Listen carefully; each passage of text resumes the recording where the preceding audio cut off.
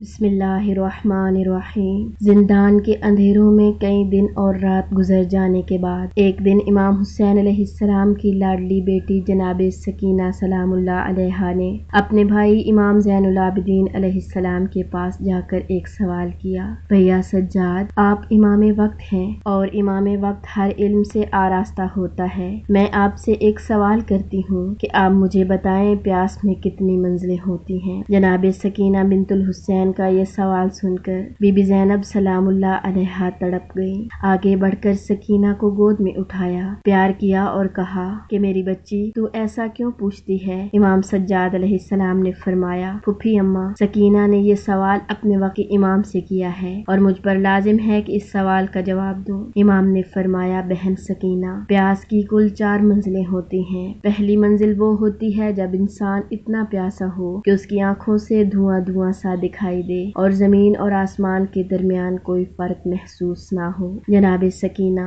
جی ہاں، میں نے اپنے بھائی قاسم کو بابا سے کہتے سنا تھا، چچا جان، میں اتنا پیاسا ہوں کہ مجھے زمین سے آسمان تک صرف دھواں سا دکھائی دیتا ہے۔ امام نے فرمایا، پیاس کی دوسری منزل ہے جب کسی کی زبان خشک ہو کر تالو سے چپک جائے۔ جناب سکینہ نے فرمایا، جی ہاں، جب بھائی اکبر نے اپنی خشک زبان بابا کے دہن میں رکھ کر باہر نکال لی تھی اور کہا تھا، بابا، آپ کی زبان تو میری زبان سے زیادہ خشک ہے، پھر شاید میرا بابا پیاس کی دوسری منزل میں تھا۔ امام علیہ السلام نے پھر فرمایا، پیاس کی تیسری منزل وہ ہے جب کسی مچھلی کو پانی سے باہر نکال کر ریت پر ڈال دیا جاتا ہے اور وہ مچھلی کچھ دیر تڑپنے کے بعد بالکل ساکت سی ہو کر اپنا منہ بار بار کھولتی ہے اور بند کرتی ہے۔ جناب سکینہ کہتی ہیں، ہاں، جب میرے بابا نے بھائی علی اصغر کو کربلا کی جلتی ریت پر لٹا دیا تھا تو اصغر بھی ویسے ہی تڑپنے کے بعد ساکت سا تھا اور اپنا منہ کھولتا تھا پھر بند کرتا تھا۔ شاید میرا بھائی اس وقت پیاس کی تیسری منزل میں تھا۔